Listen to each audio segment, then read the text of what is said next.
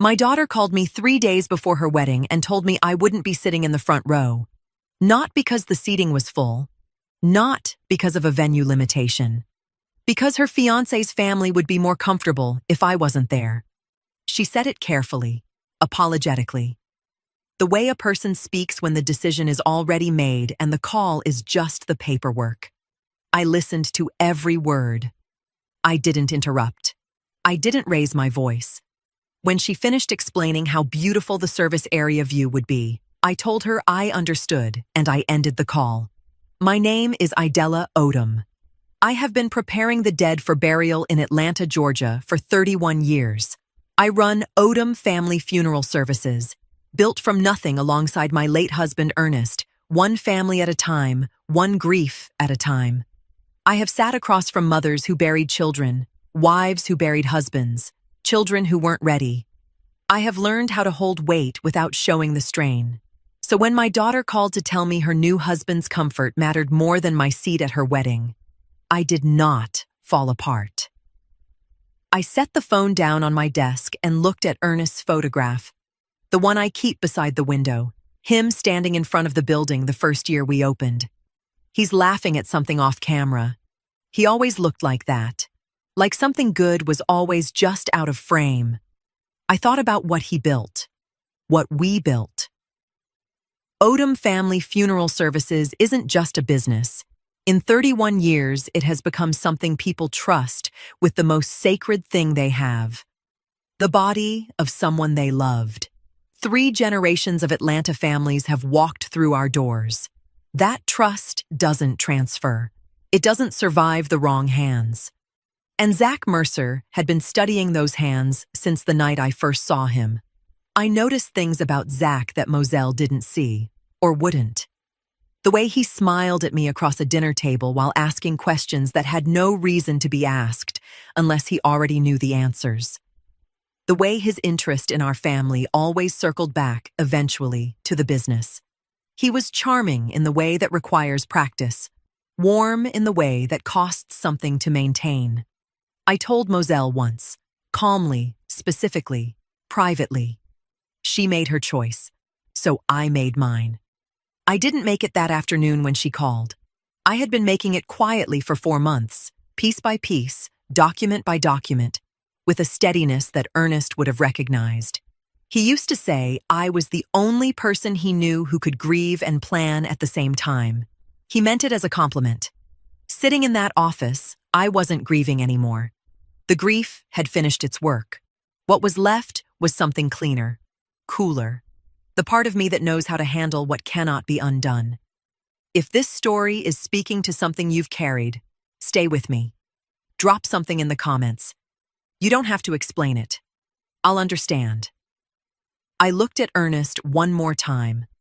Then I picked up my phone, not to call Moselle back, not to argue or beg or warn her again. I had one call left to make, one I had been holding in reserve since the day I understood exactly what Zach Mercer came into our lives to take. I pulled up the number. I pressed call. And everything that happened after that was already decided. I saw Zach Mercer before my daughter ever spoke his name. It was a Friday evening, late October, outside a restaurant on Peachtree Road in Buckhead. I had finished a late dinner with a colleague and was walking to my car when I heard it, not shouting, something quieter than that. A woman's voice, pressed down low, the kind of low that isn't a choice. I turned without thinking. He had her by the arm. Not violently. That's what made it register the way it did. It was controlled. His grip, his posture, his expression, all of it was controlled. He was smiling slightly while he held her, speaking close to her ear, and she was nodding the way a person nods when they are agreeing to end something rather than start it. Then a valet crossed between them carrying keys.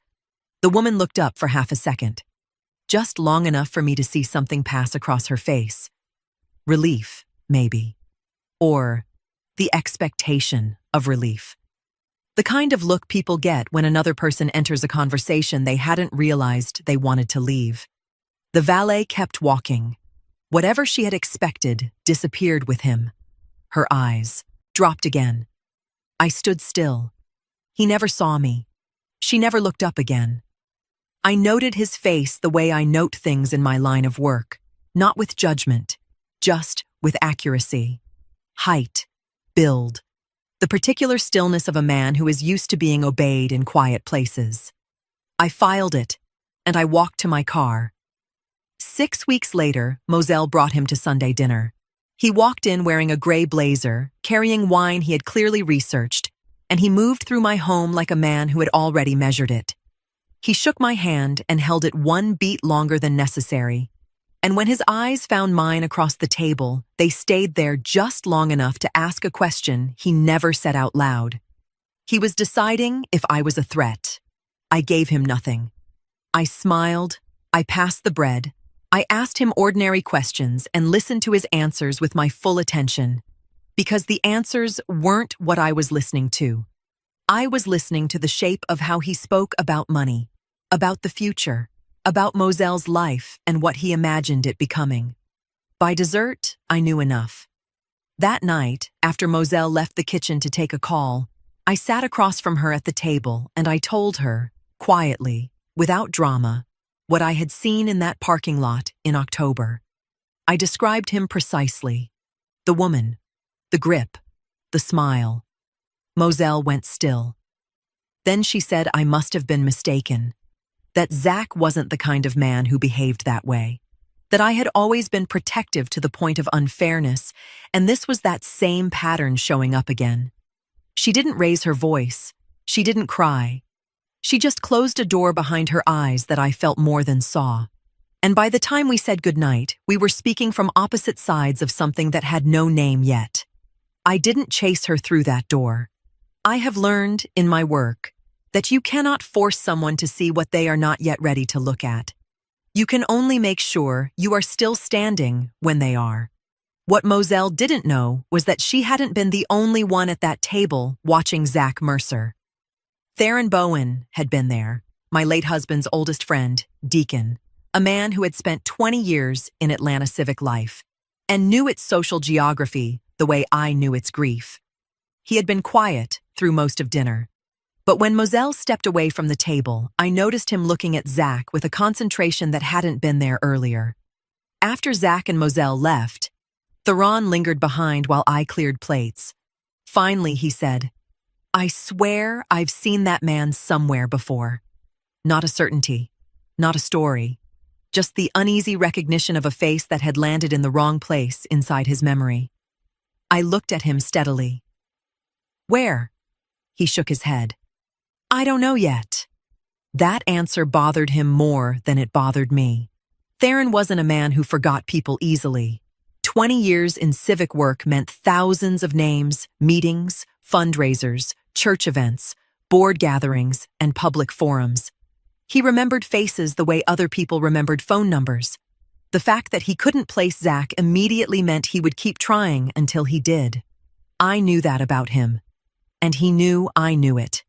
So neither of us said anything else. A few seconds later, I handed him his coat.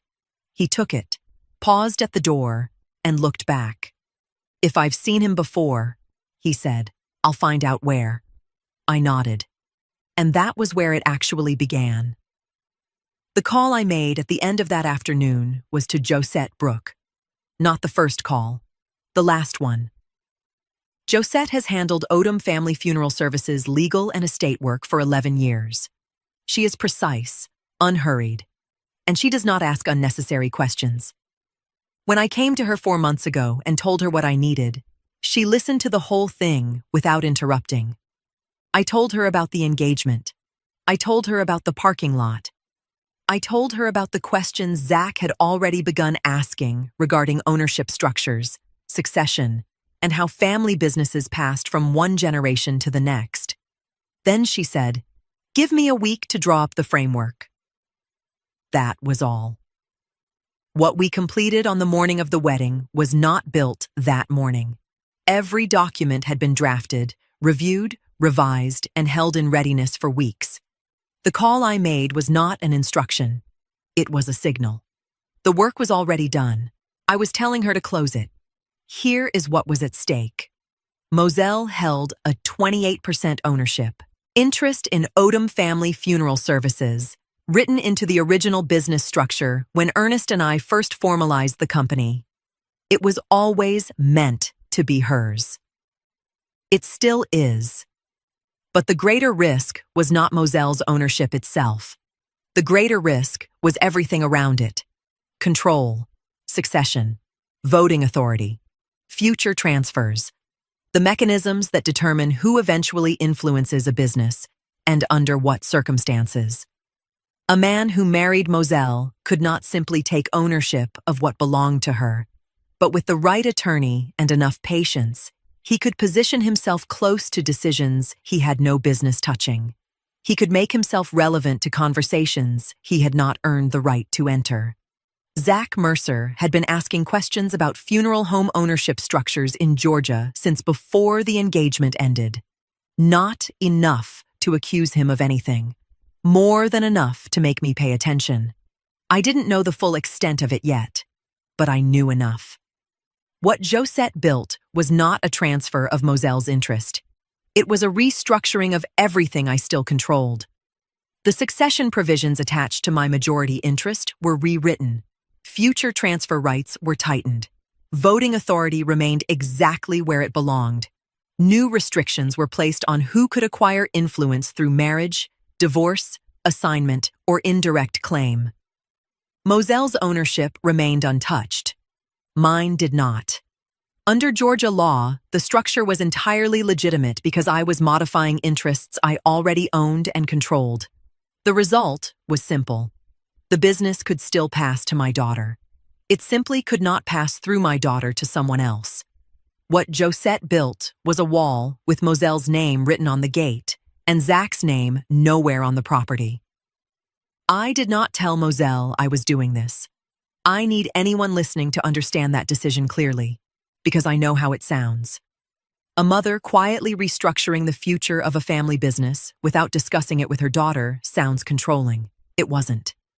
In fact, when I first raised the issue with Josette, she asked me a question. "If nothing happens," she said, "does this hurt Moselle in any way?" The answer was no. Moselle kept every ownership right she already possessed, every benefit, every future opportunity attached to her interest. The only thing changing was who could eventually reach those things through her. That answer settled it for both of us. If I had told Moselle, she would have told Zach not to betray me, but because that is what a woman does when she trusts the man she is about to marry. She would have mentioned it in passing, or he would have sensed something had changed and asked until she told him. And the moment Zach knew what I was building, he would have adjusted. Silence was the only protection that held. That is the part I knew Moselle would struggle to forgive. Not what I did, but that I did it without her knowing. I carried that weight with both hands and I did not put it down. Josette's voice on the phone was even. "Execution is complete. Everything's filed and recorded as of this morning." I thanked her. She paused. The kind of pause Josette takes when she has something else and is deciding how to frame it. "There's something else," she said. While reviewing public records connected to the restructuring, I came across something involving Mercer. I don't have the full picture yet, but there's a civil matter in Fulton County that doesn't sit right.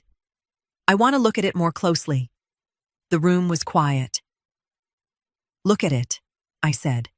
She said she would call me when she had more.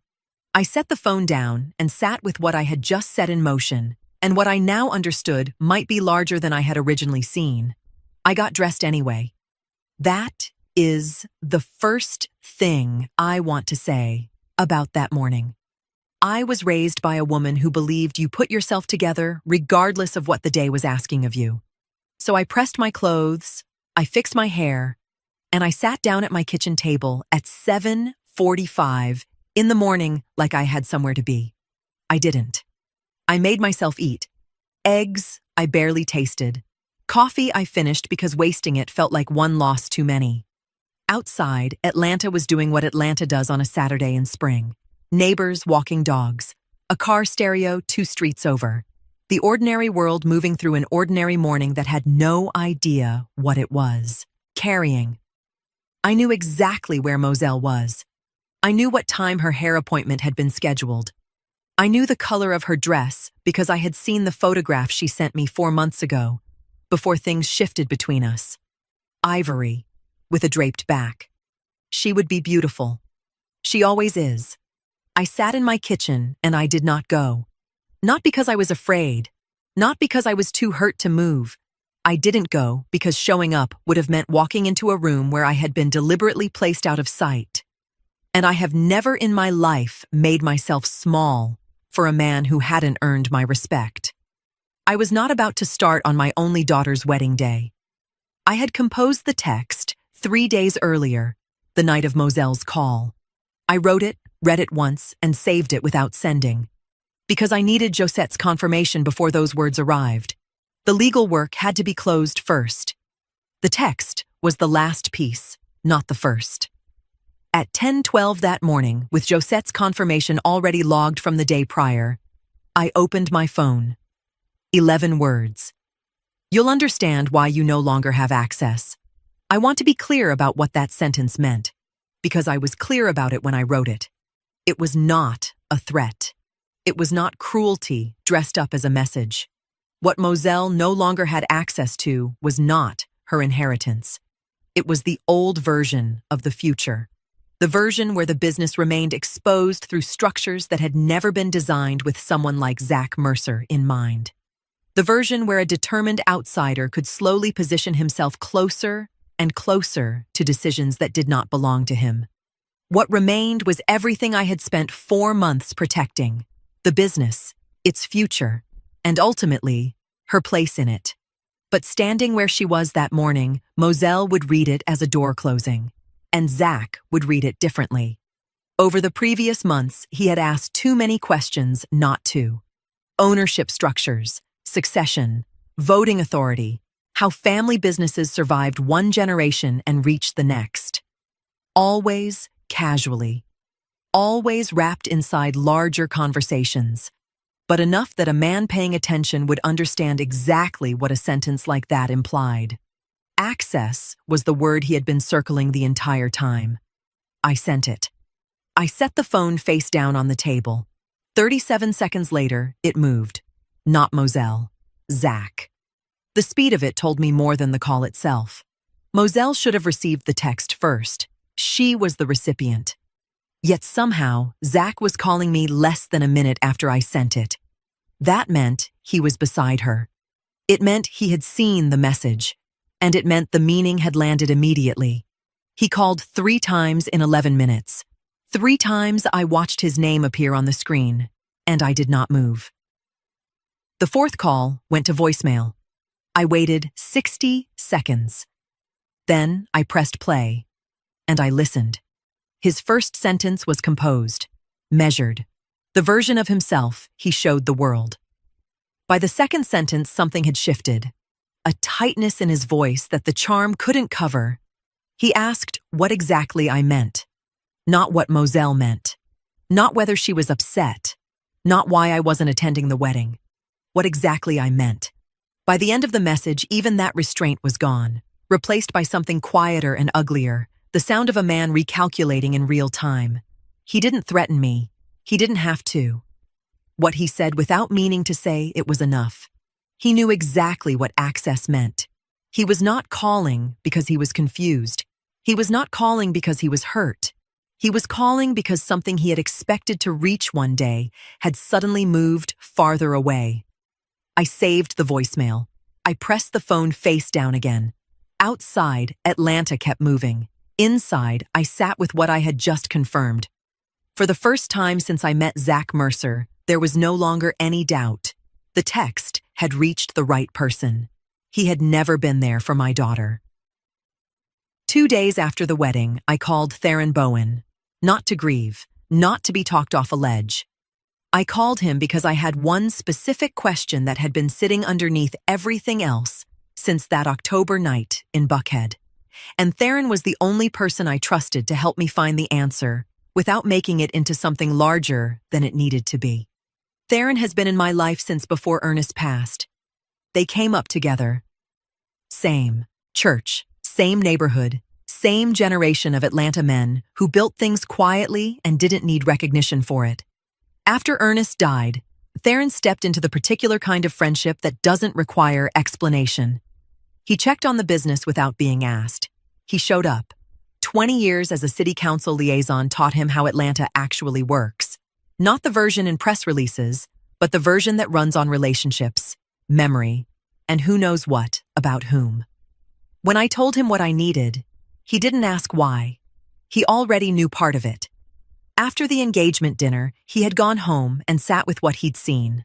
The way Zach moved through a room, the questions underneath his questions. He told me he had started making quiet inquiries the same week. Not because I asked him to, because he is the kind of man who, once he says, "I know that man," takes that seriously. What bothered him, he said, was not Zach's face. It was a habit. At dinner, every conversation somehow drifted back toward ownership. The business, growth, succession, long-term plans. Not enough to seem inappropriate, just enough to register. Theron said he had heard that pattern somewhere before. Not the exact questions, the same interest, the same destination. He told me about a community development forum 2 years prior. Zach had been there working the room the way he always worked rooms, warm, visible, strategic. There was a woman with him, young. She stood close but said almost nothing, and when a colleague of Theron's asked her directly what she did for work, Zach answered before she finished drawing breath. Smooth, reflexive, the kind of thing you only notice if you're already watching. Then, later that same afternoon, Theron overheard Zach asking a property owner questions that had nothing to do with the event itself. Ownership percentages, future transfers. What happened when a business passed from one generation to another? At the time, it meant nothing. Looking back, it bothered him. Theron had watched. He filed it.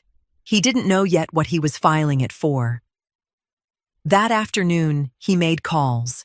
His church network, 2 former council colleagues, a woman named Bertrice, who coordinates vendor relationships for community events across the city. By 6 o'clock, he called me back. He had a name. Avia Coles. I wrote it down on the notepad I keep beside my office phone, the same pad where I write the names of families when they first call. I sat with it the same way I sit with those names. Not rushing, not reaching. Giving the weight of it the space it deserved before I decided what to do next. I didn't know yet what Avia's full story was. I didn't know what she meant to Zach or what he meant to her. What I knew was that she existed, that she had been present in his life at a community event 2 years ago, and that a man who answered questions on her behalf in public was a man who had practiced a particular kind of control long enough to make it look natural. I was still sitting with that when my phone rang again. Theron. He said he almost didn't call back because he wasn't sure it was relevant, but something told him I needed to know. Avia Coles worked at a floral supplier, a company that serviced funeral homes across the Atlanta metro area, including Odom Family Funeral Services. I set my pen down. I had been thinking about how to approach this woman carefully, professionally, without alarming her. I had been thinking about how to create an introduction that felt natural rather than engineered. The introduction already existed. She had been walking through my professional world the entire time, delivering flowers to the same building Ernest built, the same rooms where I had been quietly protecting everything he left behind. The ground was already there. I just hadn't looked down. Before I made contact with Avia Coles, I learned her. Not from a distance the way people mean when they say that. Not surveillance, not suspicion. I listened the way my profession taught me to listen. Carefully, without agenda. Giving what I was hearing room to tell me what it actually meant rather than what I expected it to mean. Through Theron's network, conversations with people who knew her professionally, and the funeral home's own supplier relationships, a picture assembled itself piece by piece over 4 days. Avia had worked at the floral supplier for 3 years, consistently, without gaps, reliable, enough that 2 funeral homes she serviced had requested her specifically for recurring orders. Everyone who mentioned her described the same things: dependable, quiet, rarely late, the kind of employee businesses try hard not to lose. Beyond that, the details became less complete. She had not always lived where she lived now. At least one former address surfaced through casual conversation. Someone mentioned she had moved more than once before settling into her current apartment. No one seemed to know much about her life before the florist job. Not because anything was wrong with it, because she rarely talked about herself. That interested me. Most people leave a trail of stories behind them. Avia seemed to leave very few. I recognized that shape immediately. Not from criminal work, not from investigations, from my work. The actual work of sitting across from people in the worst rooms of their lives. I have seen women come through those doors who flinch when a voice rises unexpectedly in the parking lot. Women who answer a simple question by glancing sideways first, checking something invisible before they speak. Women who have quietly arranged their entire lives around not disturbing something they depend on, because they have learned, through experience, not imagination, what happens when they do. I was not looking at a criminal file. I was looking at a woman who had been managed. I didn't reach out to her directly. That was not the right move, and I knew it. A stranger calling to ask about her private life would close every door before I could explain why I was standing outside it. What I needed was a legitimate reason to be in the same professional space, something that required nothing from her and threatened nothing she was protecting. I placed a flower order for an upcoming service through Avia's company. Nothing unusual. Odom Family Funeral Services ordered from that supplier regularly. I requested the same representative for a follow-up delivery the following week. Clean transaction. Documented in the normal course of business. Nothing that looked like anything other than what it was. I was building a bridge, not setting a trap. Then Prentice called. Wendell Prentice runs a funeral home in Decatur, a good man. 20 years in the business, someone I have known through the Georgia Funeral Directors Association since before Ernest passed. He called on a Tuesday afternoon. His tone the careful kind people use when they're not sure if what they're about to say is relevant. He said a man had stopped by his funeral home about a week after my daughter's wedding. Well-dressed, pleasant, asking questions that seemed casual, but weren't. He wanted to know how funeral home ownership structures worked in Georgia, what role spouses played in family businesses, how ownership interests were typically handled from one generation to the next. Prentice said the questions struck him as unusual because they weren't the questions families normally ask. They were the questions of someone trying to understand a business from the outside. The visitor gave a name Prentice didn't recognize. Then he described him. I knew before he finished the second sentence. Zach had gone looking for information somewhere other than my funeral home. He couldn't walk into mine and ask those questions. He knew I would hear about it before the day was over. So he had gone somewhere adjacent, somewhere he believed was far enough removed. He was mapping the business from the outside because I had closed the inside to him. I thanked Prentice, kept my voice even, and ended the call. Then I sat very still for a moment. I was ahead of Zach. I knew that. But ahead is not the same as safe. Ahead means the distance between us is real, but it is not fixed. And a man who is already moving does not stop because you are not watching. He was moving, which meant I had to move too. Moselle had called twice since the wedding. Both times brief. Both times the same performance. Everything is fine. Just checking in. Don't worry about me. I let her have those calls. A person needs time to build up to the truth, and pushing before she was ready would only close the door further. The third call was different. She started the same way, light, managed, the careful voice she had been using with me for months. But this time she didn't move off it quickly enough, and underneath the lightness I heard something working. Something turning over slowly, the way a person sounds when they are asking a question they have been coached to make sound casual. She mentioned a supplier name, one connected to the funeral home's accounts. She said she had come across an old invoice. Zach had found it while helping her sort through a box of documents she had brought from her room at the house before the wedding. Pre-restructuring paperwork, years old, but still carrying the business's account relationships in plain language. She said she was just curious how that contract worked. I let a beat pass. Then I asked her one question. Why is Zach interested in the supplier accounts, Moselle? The silence before her answer lasted exactly long enough to tell me everything. He's not interested, Mama.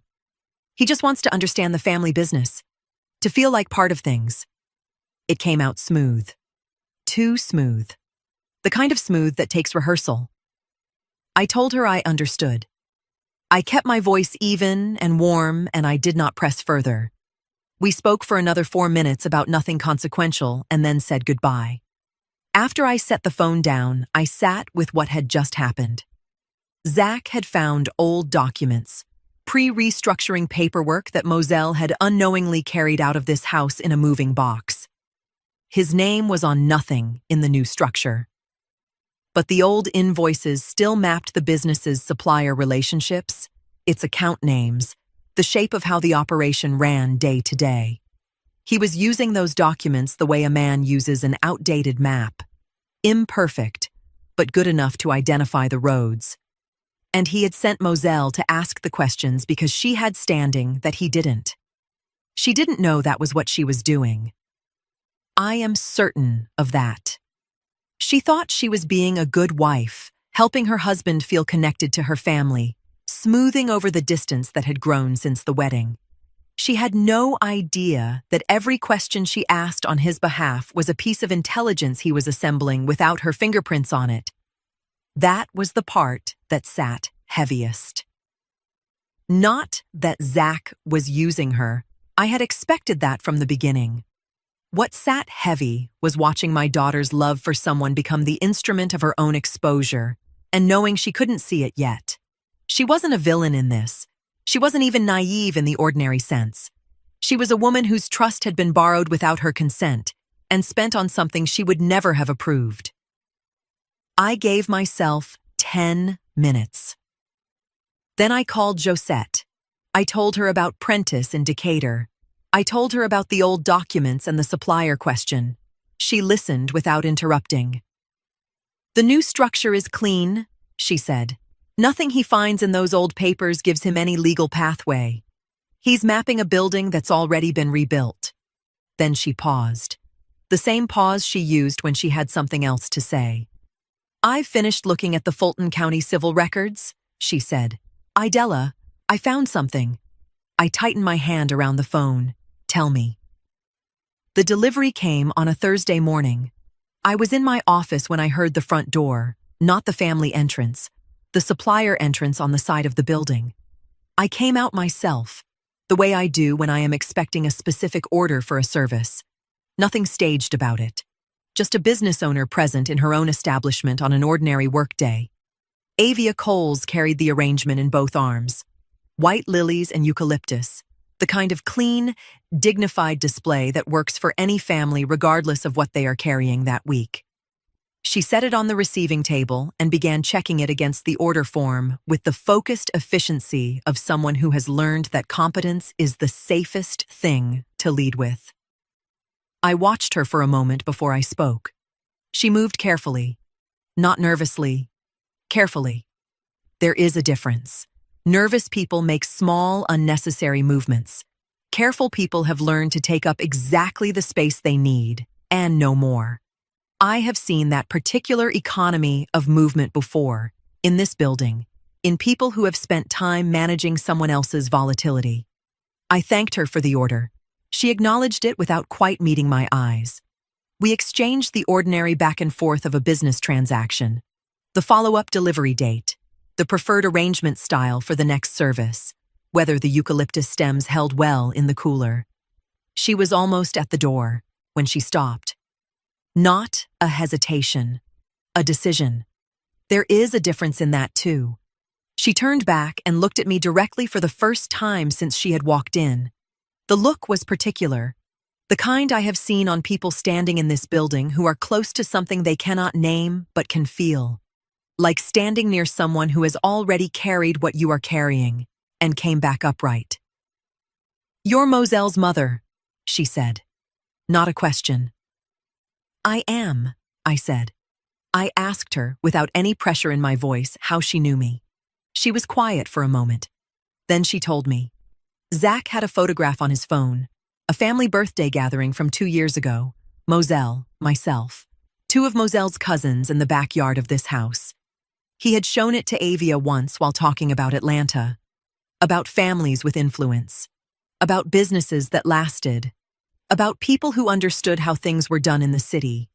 He had pointed me out specifically, not as an enemy, not as an obstacle, as someone he said was protective of what belonged to her family, someone who asked questions, someone who paid attention. I received that without changing my expression. A man does not spend time discussing a woman's family business with someone he claims has nothing to do with it, unless the business occupies space in his thinking. A man does not repeatedly point out the same person unless that person matters to him in some way. Whether he understood it or not, he had been telling Avia exactly where his attention lived. I thanked her again for the delivery. Professional, unhurried. Avia nodded and turned toward the door. Then she stopped a second time. She didn't turn around. She spoke to the door. Her voice dropped just slightly, the way a person speaks when they are saying something they have been holding for a long time and are not entirely sure their body will let them finish. She said she had thought about calling someone for a long time. She just hadn't known who was safe. Then, after a pause, she added something else. She said every time she thought about speaking up, she remembered that the car was in his name. The apartment depended on his signature. Most of the stability in her life seemed to run through him somehow. She wasn't proud of that. It was simply true. People talk about leaving as though it is a decision. Sometimes it is a math problem. I let her words settle in the room before I answered. "You're welcome back any time," I said. "My door is open." Nothing more than that. No urgency, no ask. No pressure that might startle a woman who had learned to read pressure in all its forms. She left. But she had left something behind that no document could replicate. The knowledge that she was ready. And that she already knew I was the person she had been waiting to find. Avia called 4 days after the delivery. The first call came on a Monday evening, just after 7. She started talking almost immediately, not rushing, but carefully. The way a person speaks when they are listening to their own words in real time, checking each sentence before the next one leaves their mouth. Testing whether it was safe to say things out loud that had only ever lived inside her. I listened without interrupting. I asked nothing during that first call. 20 minutes in, she said she needed to go. I told her I was glad she called. That was all. She called again 2 days later, this time longer. This time the sentences came with less checking between them. By the third call, I had the full picture. Avia was 26 when Zach found her at a community health fair in Southwest Atlanta, the kind of event where vendors set up tables and people circulate with free tote bags and good intentions. She had been in Atlanta 14 months, no family within 4 hours, working the florist job that paid her rent by a margin thin enough that one missed shift could tip everything. She was not struggling dramatically. She was surviving precisely the way a person does when they cannot afford a single unexpected thing. Zach introduced himself as someone who worked in community development. He was warm, interested, unhurried. He remembered details she mentioned in passing and brought them back in later conversations. Within 3 months, he had positioned himself as the most stable thing in her life. And within 5, he had quietly arranged things so that the stability had his name on it, not hers. The car was registered to him. She drove it daily, needed it for work, but it belonged to him on paper. The joint account he opened. He seeded it, managed it, and she quickly understood that withdrawals she made without discussion had consequences that weren't spoken, but were felt. The apartment lease listed him as primary. Her name was on it, but his signature controlled the renewal. She could not leave without losing the floor under her feet. That had not happened by accident. He had been maintaining all of this: the car, the account, the lease, the careful management of her options. The entire time he was courting Moselle. Avia knew about Moselle. Not everything, not at first, but enough. She had seen a message. She had asked him once, directly, to end whatever he had with the other woman and let her go her own way. He returned the car 2 weeks later without explanation. She had spent those 2 weeks getting to work by borrowing a colleague's vehicle and saying nothing to anyone. She did not ask again. I wrote down everything she told me across those 3 calls. Dates, the name of the community health fair, the apartment complex on Campbellton Road, the first 4 digits of the account number she remembered. The specific Wednesday he took the car, and the Thursday, 2 weeks later when it reappeared in the parking lot without a word. I was not collecting this for myself. I was collecting it in a form that had shape, the kind of shape that corresponds to records already sitting in other people's systems. Lease agreements, account histories, car registration documents, event attendance logs, things that exist independently of Avia's memory and can therefore stand alongside it. By the end of the 3rd call, I had the outline of a pattern that was documented, specific, and corroborated. Not a story, not an accusation, a record. And the most important thing about a record is not what it says. It is that it cannot be taken back. I closed my notebook. I sat with what Avia had trusted me with. The weight of it, the courage it had taken her to put words to something she had been carrying alone for nearly 2 years. Then I picked up the phone to call Josette. The call came on a Thursday evening, 11 days after the wedding. I knew from the first second, not from what she said. She hadn't said anything yet beyond my name. I knew from the half-breath before it, the particular silence of a person who has been holding something at arm's length for days and has finally run out of arm. Moselle was not performing this time. She told me she was sitting in the car in the parking garage of her building. She said she had driven around for 40 minutes before she stopped. I didn't ask why she hadn't gone upstairs. I understood why. She told me what had happened 2 nights before. She had asked Zach about the joint account, the one they had discussed before the wedding, the one he had deferred twice already since they returned from the honeymoon. She hadn't pushed hard. She said she kept her voice light, almost apologetic, the way she had learned to ask him things that mattered as though they didn't. She just wanted to know when they were going to set it up. He told her it wasn't the right time. She asked what would make it the right time. He didn't raise his voice. He didn't move toward her. He went completely still and looked at her. That was all. Just looked at her with an expression she could not name. Something that sat behind his eyes like a door she had never noticed before had just swung open an inch. She said it lasted maybe 4 seconds. Then he said he was tired, and he left the room. He didn't come back until she was already in bed. In the morning, he made her coffee, asked about her day, touched her shoulder when he passed her in the kitchen. Warm, attentive, entirely himself, as if the 4 seconds had never happened. Mama. Her voice was low and steady in the particular way of someone working very hard not to come apart. I don't know how to explain it. It wasn't what he did. It was what I felt looking at him. I sat with that sentence for a moment before I answered. I did not say, I told you. I did not mention the text, or Josette, or Avia, or anything I had been building since the morning of the wedding. None of that was what she needed, and none of it was what this call was for. I asked her where she was. She told me, still in the parking garage, engine off now. I asked if she was safe. She said yes, she thought so. She didn't think he would ever. And then she stopped herself mid-sentence. And I heard the exact moment she recognized what she had almost said. She had almost said she didn't think he would ever hurt her. And something in her had stopped her from finishing that sentence, because finishing it would have required her to sit with the fact that she was now a woman who had to think about whether that was true. I let the silence hold. Then I told her I loved her. I told her my door was open.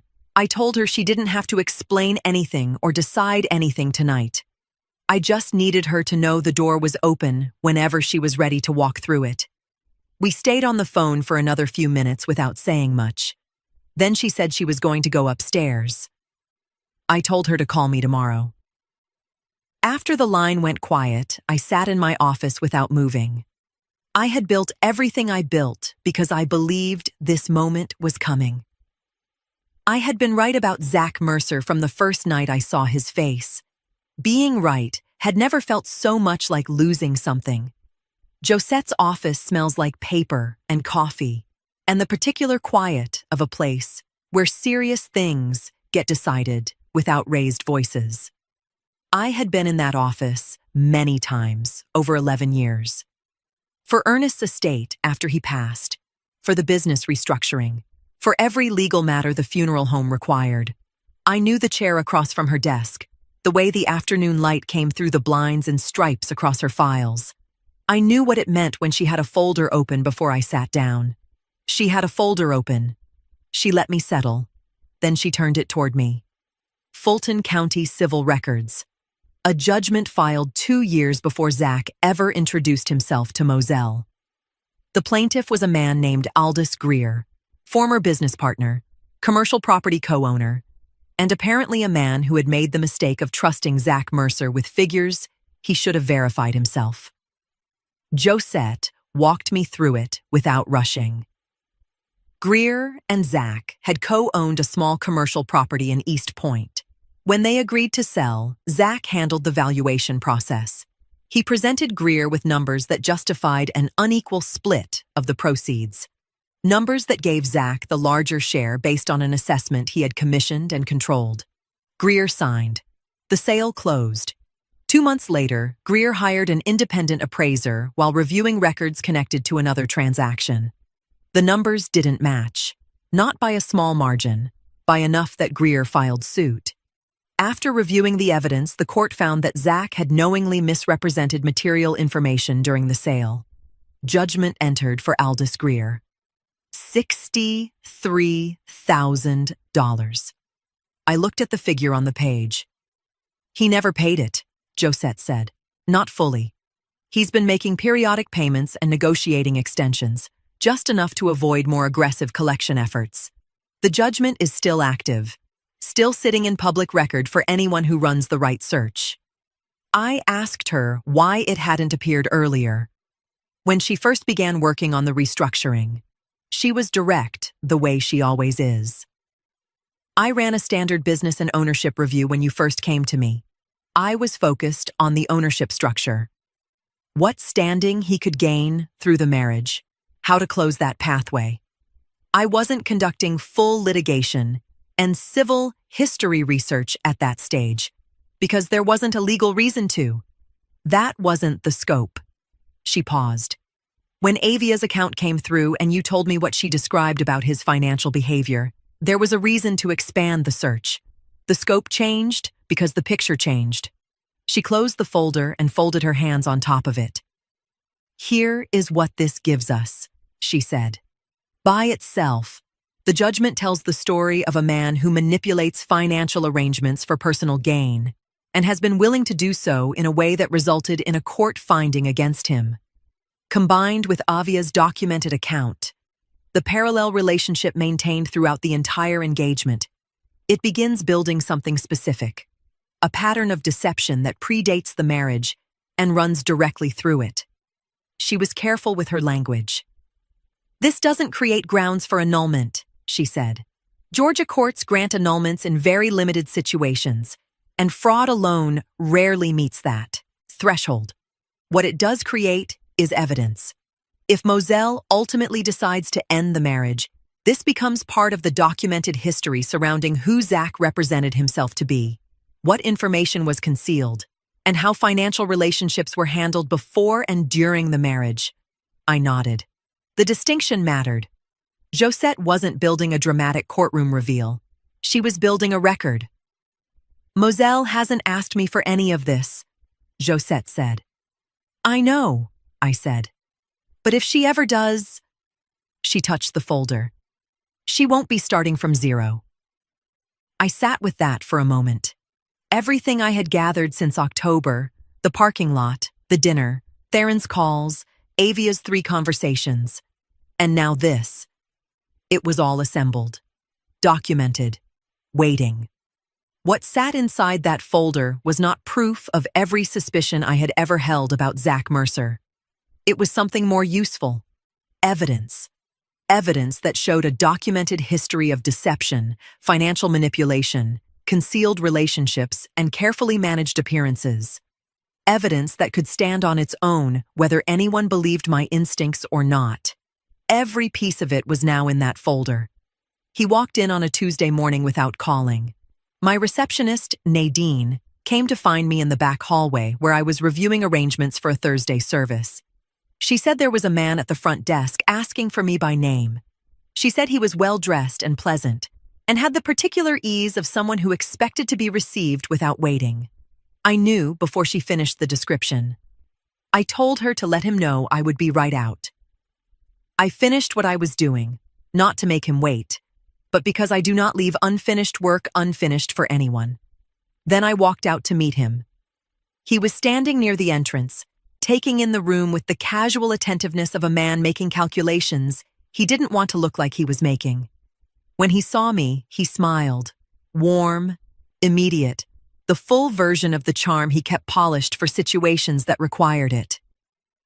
Mrs. Odom, he said, thank you for seeing me. I thanked him for coming and led him to the arrangement room. I chose that room deliberately. It is where families sit when they are making decisions about people they have lost. The particular weight of that purpose is in the furniture, in the quiet, in the way the light falls. It is not a threatening room. It is something more unsettling than threatening. It is a room that asks you to be honest about what actually matters. I watched him take it in when he sat down. Something in his posture adjusted, a small recalibration he couldn't fully hide. The room had done what it always does. He told me they had gotten off on the wrong foot. He told me he loved Moselle, and that her happiness was the only thing that mattered to him. He told me he understood there had been tension, and that he hoped they could move forward as family, that he wanted to be the kind of son-in-law I could trust. He was good. I will say that plainly. The words were warm. The posture was open. The eye contact was exactly calibrated, enough to signal sincerity, not so much as to feel like pressure. He had delivered some version of this before to someone else, in some other room. The fluency of it was unmistakable. I let him finish, without interrupting. When he was done, I looked at him quietly for a moment. Then I told him I appreciated him coming. I told him I hoped Moselle was well. I told him my door was always open for my daughter. That was all. I stood up. He didn't move immediately.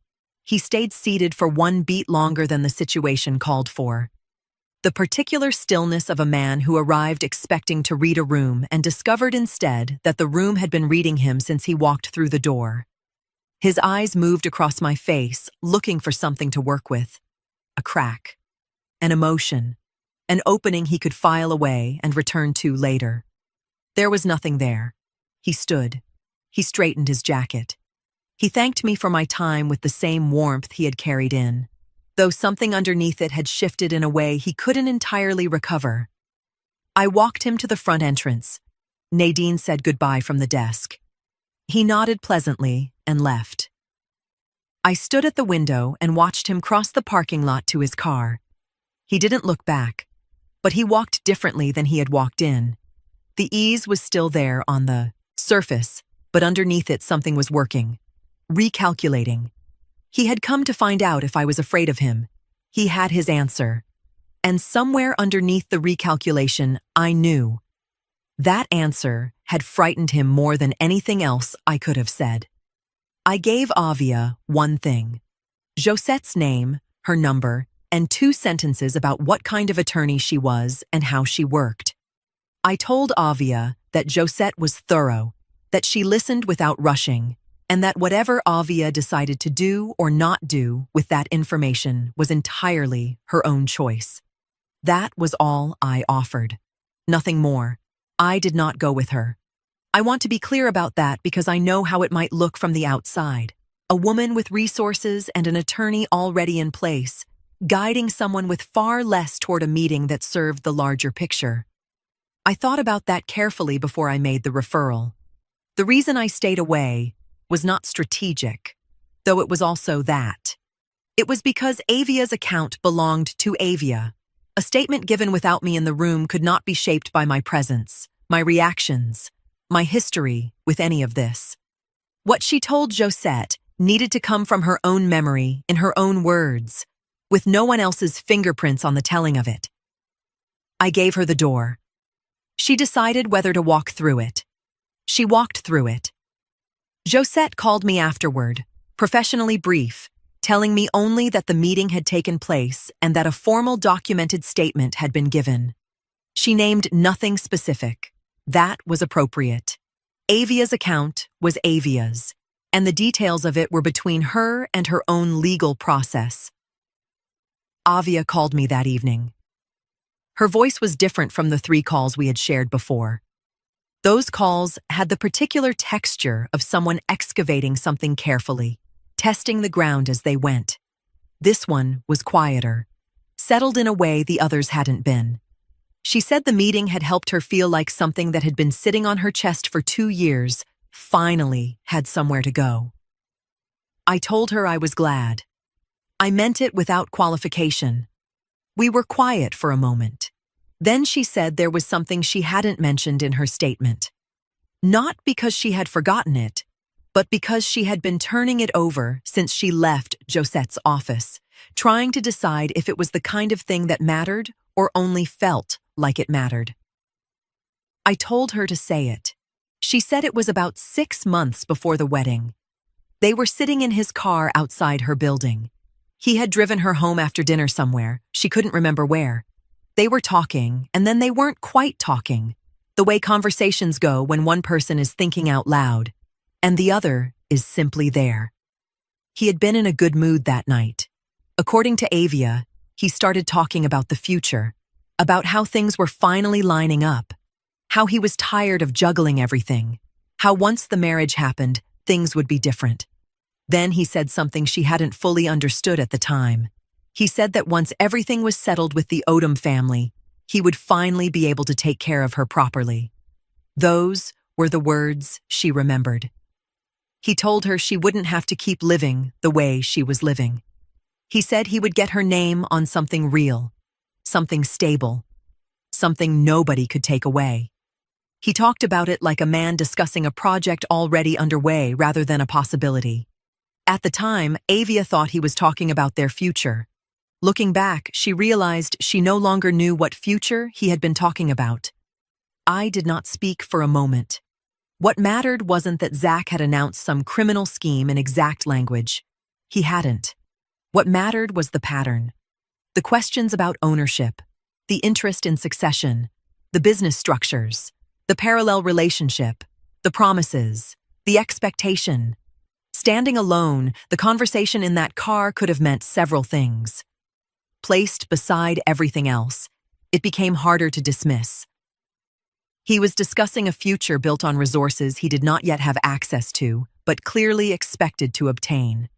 He was making promises based on an outcome he considered likely enough to speak about, as though it were already taking shape. And he was comfortable enough to do it in front of a woman he believed had nowhere else to go.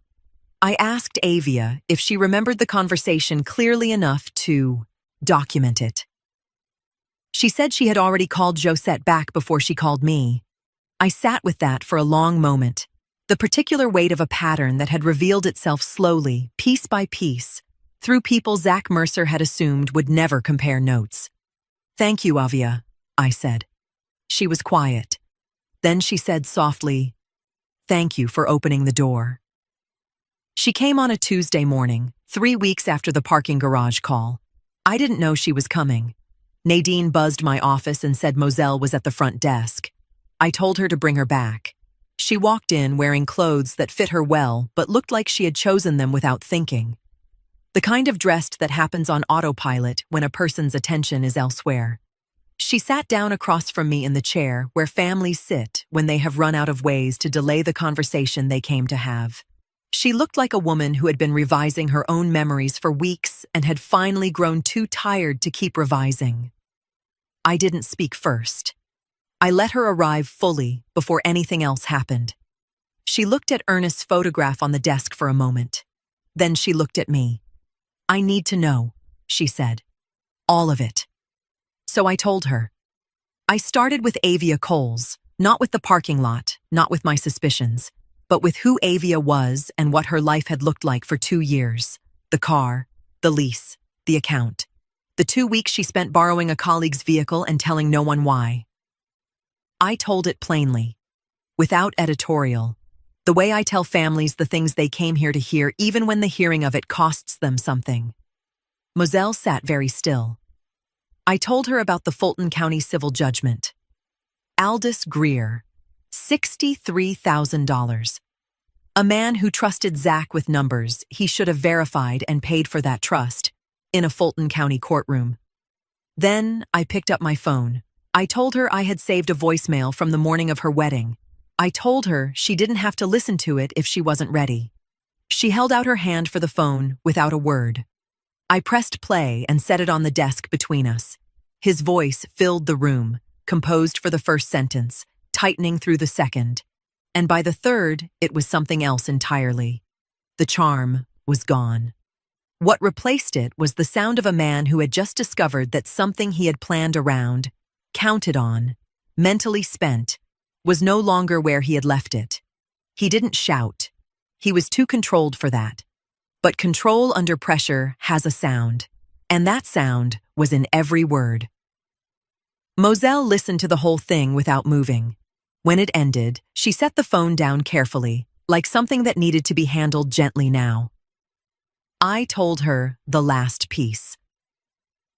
Avia's formal statement to Josette, and what Zach had said in that car, 6 months before the wedding, access to the Odom business, spoken out loud to a woman he had made certain could not leave, because he believed that made her safe to speak in front of. Moselle was quiet for a long time. Then she asked me why I hadn't told her all of this before. I told her I had, once, the night of the engagement dinner. I had been specific and calm, and I had given her everything I knew at that point. She had made a choice with that information, so I made a choice with it too. I protected what I could protect, and I kept my door open, and I waited. The text was not a punishment. It was a mother who knew the business could be rebuilt after almost anything, but only if it was still hers to rebuild.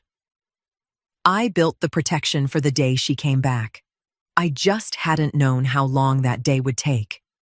Moselle didn't speak for a long moment. The office was completely quiet. Then she reached across the desk and put her hand over mine. She didn't say anything. She didn't have to. Some things don't need words once they've already been carried long enough. The work that matters most rarely announces itself. There was no courtroom moment, no public confrontation where everything unraveled in front of witnesses. What happened to Zach Mercer happened the way real, consequential things happen. Through documents filed in county offices, through attorneys who speak in measured language, through the slow and certain movement of formal processes that do not hurry for anyone, but do not stop either. Josette filed for divorce on Moselle's behalf on a Thursday morning, 6 weeks after Moselle came to my office and put her hand over mine. The filing rested on facts that could be documented. The Fulton County civil judgment against Zach, Avia's formal statement, financial records, and the timeline of the parallel relationship maintained throughout the engagement. None of those things ended the marriage by themselves. Together, they created a record of who Zach had represented himself to be and what the evidence suggested had actually been happening during that same period. What the process produced was not an erasure. Marriages don't erase. What it produced was a clear, public, permanent record of how this one had actually been constructed, and by whom, and for what purpose. Zach's social presentation began dissolving in the community where it had always mattered most to him. The Fulton County judgment, now surfaced through the divorce proceedings, became part of the public conversation about who he was. Aldous Greer's name appeared in places Zach could not control. People who had vouched for him in professional circles began revising their vouching. The kind of reputation that takes years to build through careful charm and strategic generosity turns out to be surprisingly fragile when the record underneath it becomes visible. He had counted on no one looking. Several people looked. 2 organizations he had spent years trying to position himself around quietly stopped returning calls. A community development board, where he had been pursuing an advisory role, selected someone else. A commercial project he had hoped to join moved forward without him. Nothing dramatic, no announcements, no public shaming, just doors that had once opened becoming doors that remained closed. For a man like Zach, that was consequence enough. Avia pursued her own separate legal process. During her meetings with counsel, records were gathered regarding the vehicle, shared financial accounts, housing arrangements, and expenditures made in reliance on promises Zach had repeatedly made to her. Whether those facts supported a civil recovery was for her attorney to determine. The process belonged entirely to Avia, not to me, and I stayed out of it. Josette made the referral and stepped back. So did I.